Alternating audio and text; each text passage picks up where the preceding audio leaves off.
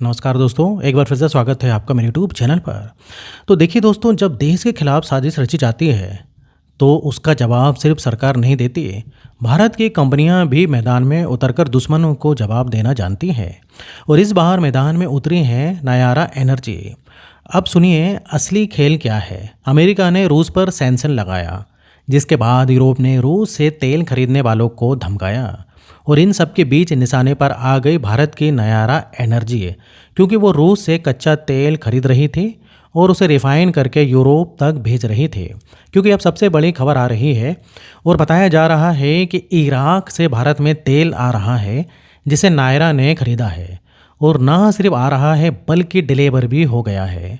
फिलहाल भारत की नायारा एनर्जी ने अचानक ये फैसला कैसे ले लिया और ये किस रणनीति का हिस्सा है, ये सारी जानकारी इस वीडियो में हम समझते हैं। अब दोस्तों, इधर सबसे पहले देखिए दोगलापन। जब अमेरिका खुद भारत को बोलता है कि रूस से तेल मत खरीदो, उसी समय अमेरिका खुद छुपकर रूस से फर्टिलाइजर ले रहा था और यूरोप भी एलएनजी ले रहा था। लेकिन जब भारत की नायारा एनर्जी ने रूस से डिस्काउंट पर तेल खरीदा और उससे यूरोप को पेट्रोल डीजल बेचना शुरू किया, तब यूरोपियन यूनियन ने जल भुनकर बैन लगा दिया। यूरोप ने कहा कि हम अब नायरा और रिलायंस जैसी इंडियन कंपनियों से रिफाइंड ऑयल नहीं खरीदेंगे। अब जरा सोचिए, एक तरफ यूरोप इंडिया से एफडीए यानी फ्री ट्रेड एग्रीमेंट मांग रहा है और दूसरी ओर हमारी ही कंपनियों को टारगेट कर रहा है। क्या ये दोस्ती है या फिर आर्थिक दबाव की चाल? फिलहाल कुछ भी हो, जैसे ही यूरोप ने बैन लगाया, नायरा की रिफाइनरी ऑपरेशन पर असर पड़ने लगा। रूस से आ रहा डिस्काउंटेड कच्चा तेल तो था, लेकिन बेचे कहाँ? लेकिन दोस्तों, यहाँ से शुरू होती असली कहानी जो आत्मनिर्भर भारत की है। नायारा एनर्जी ने हार नहीं मानी, बल्कि एक ऐसा रास्ता चुना जिसने अमेरिका और यूरोप की आंखें खोल दी। जैसे ही यूरोप का बाजार बंद हुआ, नायारा ने इराक की तरफ रुख किया और तभी एक super tanker Iraqi crude oil लेकर भारत के गुजरात में नायरा की बादिनहरी रिफाइनरी में आकर खड़ा हुआ। अब समझिए इस चाल को कि रूस से तेल की सप्लाई बनी रही और अब इराक से भी सप्लाई शुरू कर दी।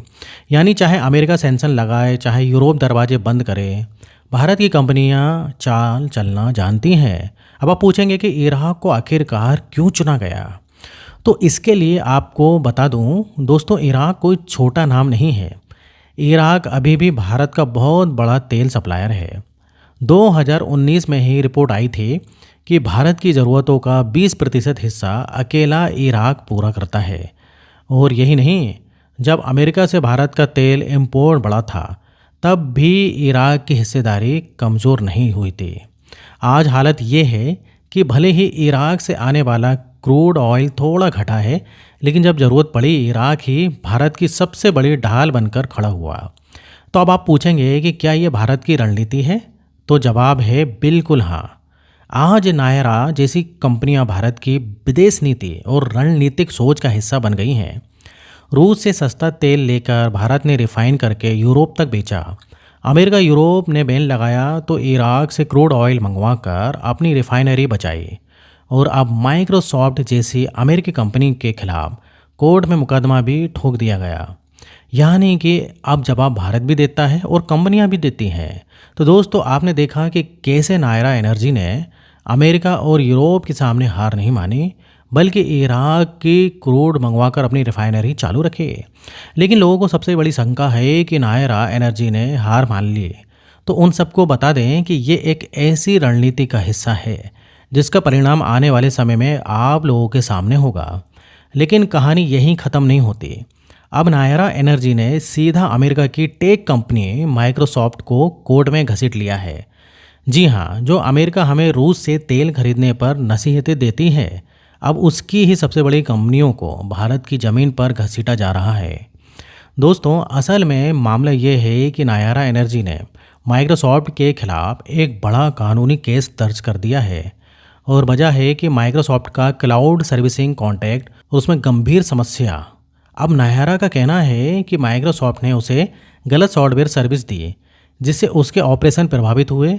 मतलब जब नायरा को अपनी रिफाइनरी बचाने की जिद करनी पड़ रही थी, उसी समय माइक्रोसॉफ्ट जैसी बड़ी अमेरिकी कंपनी ने उसके टेक्नोलॉजी इंफ्रास्ट्रक्चर में गड़बड़ी कर दी। और अब नायरा एनर्जी ने भारत में माइक्रोसॉफ्ट को लीगल नोटिस भेज दिया है और केस कोर्ट तक पहुंच चुका है। और कमाल की बात यह है कि अमेरिका की माइक्रोसॉफ्ट को झुकना पड़ा और आप खबर में देख लीजिए कि 12 घंटे के पहले ही उन्हें सर्विस दोबारा से चालू करनी पड़ी। अब जरा सोचिए, एक और अमेरिका चाहता है कि भारत की कंपनियां रूस से दूरी बनाएं, दूसरी ओर उसकी ही कंपनी माइक्रोसॉफ्ट भारत की कंपनी का नुकसान कर रही है। भारत जब अमेरिका से व्यापार करना चाहता है तो उसे टैक्स की धमकी दी जाती है। भारत की कंपनियां जब वैश्विक बाजार में आगे बढ़ती हैं तो सैंक्शन और केस का डर दिखाया जाता है। लेकिन अब जब भारत की कंपनी ही अमेरिका की कंपनी पर मुकदमा ठोक रही है तो ये दिखाता है कि अब भारत झुकता नहीं है, सीधा मुकाबला करता है। जहां नायरा एनर्जी का ये कदम सिर्फ खुद की लड़ाई नहीं है, ये एक संदेश है हर भारतीय कंपनी की ओर से अमेरिका की दादागिरी के खिलाफ। आज रिलायंस, नायरा, ओएनजीसी जैसी कंपनियां दुनिया के नक्शे पर भारत को आगे ले जा रही हैं। ये न सिर्फ ऊर्जा ला रही हैं बल्कि दुनिया को कूटनीतिक जवाब भी दे रही हैं। और अब भारत की आईटी, टेक और डेटा फील्ड की कंपनियां भी माइक्रोसॉफ्ट, अमेज़न और गूगल जैसी विदेशी कंपनियों को आंखों में आग डालकर जवाब दे रही हैं। तो दोस्तों, अब बात करते हैं उस तीसरे और सबसे खतरनाक मोर्चे तेल युद्ध की, उस चक्रव्यूह की जिसमें अमेरिका ने भारत को फंसाने की पूरी कोशिश की। लेकिन भारत ने इराक और रूस के साथ मिलकर पूरा खेल ही पलट दिया। अमेरिका का असली प्लान भारत को तेल खरीदने से रोकना और रूस को अलग थलग करना, क्योंकि 2022 में रूस यूक्रेन युद्ध शुरू हुआ और तब से अमेरिका और यूरोप ने हर देश को धमकी दी कि कोई भी अगर रूस से तेल खरीदेगा तो उस पर सैंक्शन लगाया जाएगा। अमेरिका की नज़र भारत पर थी क्योंकि रूस का सबसे बड़ा ग्राहक बन चुका था भारत। दरअसल सस्ता क्रूड, भारी मात्रा में सप्लाई और तेल रिफाइन करके यूरोप को एक्सपोर्ट करना, भारत इस पूरे खेल का मास्टरमाइंड बन गया था। लेकिन अमेरिका की चाल थी भारतीय कंपनियों को सॉफ्टवेयर, बैंकिंग और ट्रेडिंग सिस्टम के जरिए ब्लैकमेल करो। लेकिन मुसीबत से निकलने और राजनीतिक फैसले लेने का असली मास्टरमाइंड तो भारत के पास ही है, क्योंकि जब नायरा पर सैंक्शन की तलवार लटकाई गई तो भारत ने भी बैकअप प्लान निकाल लिया। इराक भारत को हमेशा से भारी मात्रा में कच्चा तेल सप्लाई करता रहा है। लेकिन हाल ही में जब रूस पर प्रेशर बनाया गया तो भारत ने इराक से सीधे सुपर टैंकर के जरिए लाखों बैरल तेल मंगवाया। सोचिए, वो नायरा एनर्जी जिसकी रिफाइनरी बंद हो रही थी, आज उसी बडिनार रिफाइनरी पर इराकी क्रूड से भरा सुपर टैंकर खड़ा है। 20 लाख बैरल से ज़्यादा क्रूड एक बार में उतारा गया। अब नायरा की रिफाइनरी फिर से 100% कैपेसिटी पर चल रही है। बाकी इराक से तेल खरीदने के फैसले पर आप क्या कहना चाहेंगे? आप अपनी राय कमेंट बॉक्स में ज़रूर बताइएगा और इस वीडियो को लाइक करके अपने मित्रों तक शेयर ज़रूर करें। और अगर आपने अभी तक चैनल को सब्सक्राइब नहीं किया तो चैनल को सब्सक्राइब भी कर लें। तो आज के लिए वो इतना ही, फिर मिलेंगे नेक्स्ट वीडियो में। और यहाँ तक बने रहने के लिए, वीडियो देखने के लिए आपका बहुत बहुत धन्यवाद।